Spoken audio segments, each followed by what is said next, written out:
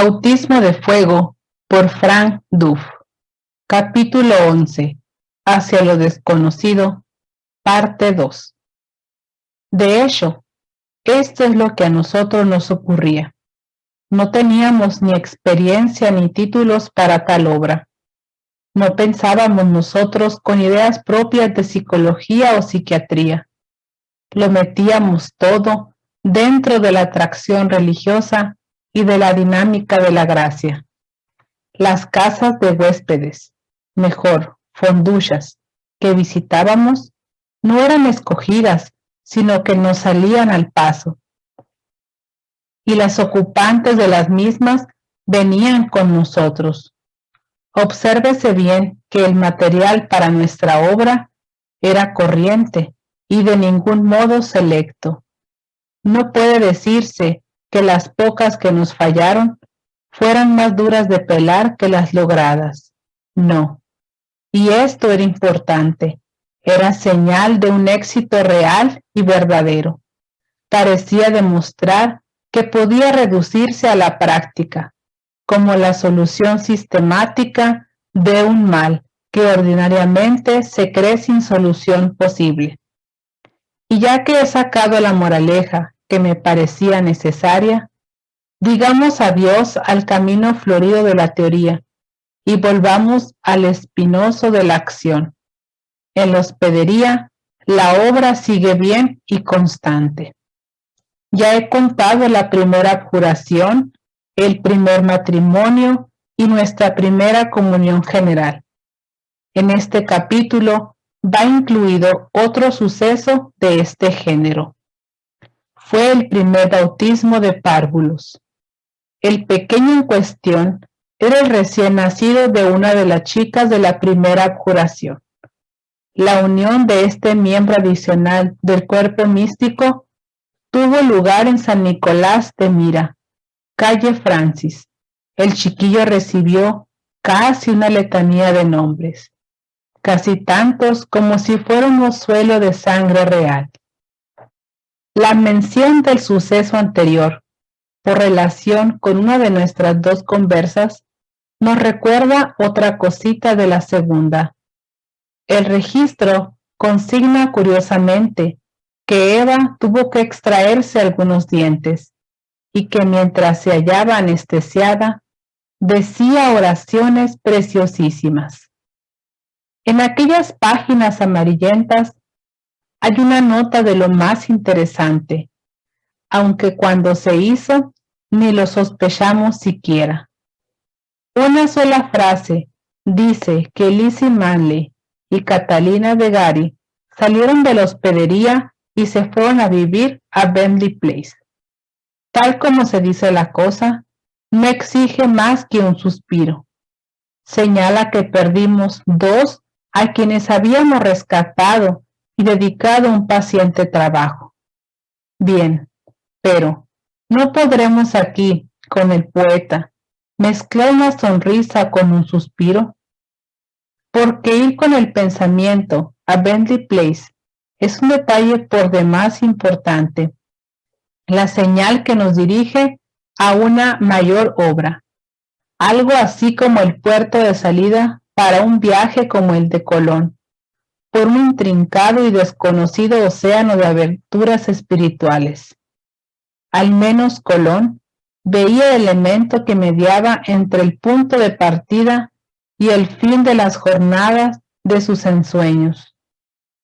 Aquella lejanía a donde se puso proa aquella su fuerte y pequeña Santa María.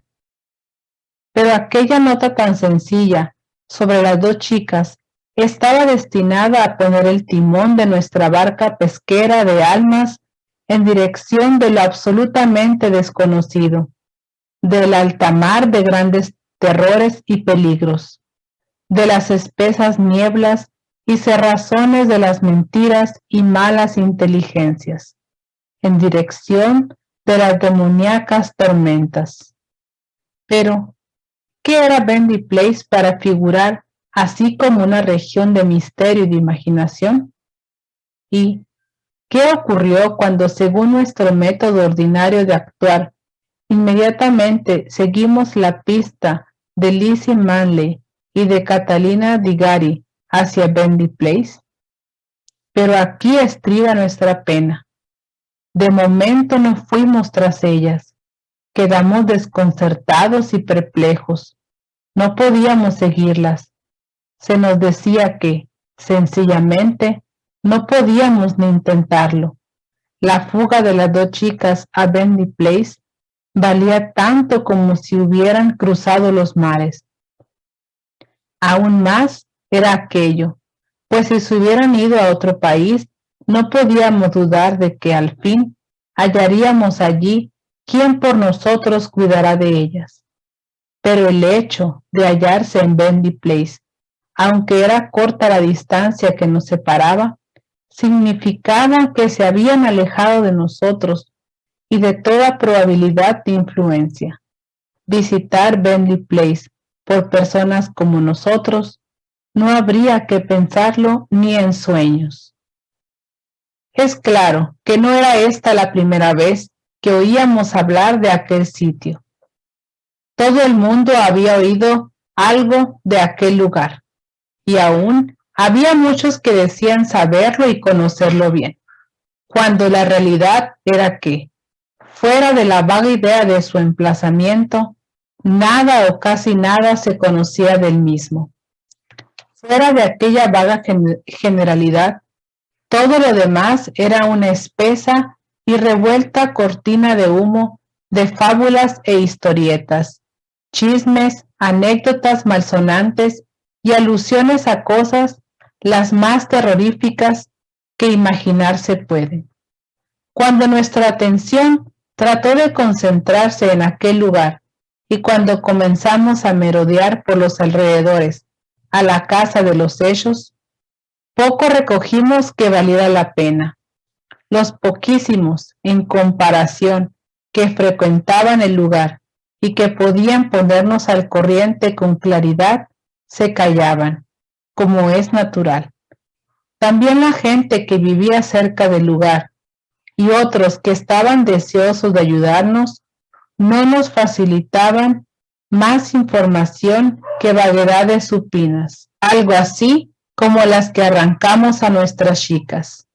Estas, aunque sumamente dispuestas a orientarnos en lo posible, nos sirvieron de poca ayuda por lo que se refiere a estadísticas y pormenores concretos, que es lo que buscábamos. El misterio de Bentley Place resistía a toda clase de pruebas. Lo que sigue es una muestra de lo que en nuestra búsqueda de detalles encontramos, preguntando a chicas que habían vivido allí. Molly, ¿cuántas muchachas hay en aquel lugar? Pues mire usted, no sé decirle. ¿Serán 50? O creo que siempre hubo muchas más. ¿Vendrán a ser como 100? No sé, creo que son muchas más. ¿Serán 500? No tengo idea, nunca traté de contarlas. ¿Oíste alguna vez que alguien dijera un número? No. Y eso era todo, salvo que existía aquel sitio y que estaba dedicado al vicio. Muy poco más era lo que lográbamos conocer. El barrio era compacto, claramente diferenciado y separado del excesivamente poblado territorio que le rodeaba, y que era de gente pobre. Se parecía mucho a lo que leemos en los cuentos de hadas. Corría por allí una línea divisoria o lindero. Al otro lado existía aquel coto, todo él saturado de aquella fantástica y maligna cualidad del misterio. Así lo entendía todo el mundo. Merece la pena aducir aquí el resumen que hacía un admirable y buen obrero, mencionado ya antes en esta historia.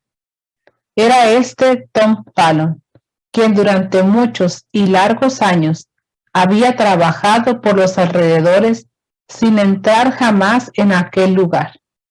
El diablo, decía él, ha envuelto todo el terreno con una espesa niebla que desfigura todo lo que no puede ocultar.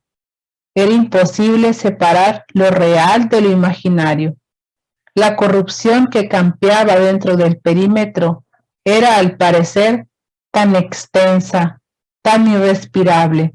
Las historias que corrían por allí eran tan aterradoras que aún los más santos y valientes estaban convencidos de que nada que no fuera daño se sacaría con intentar poner remedio a tanto mal.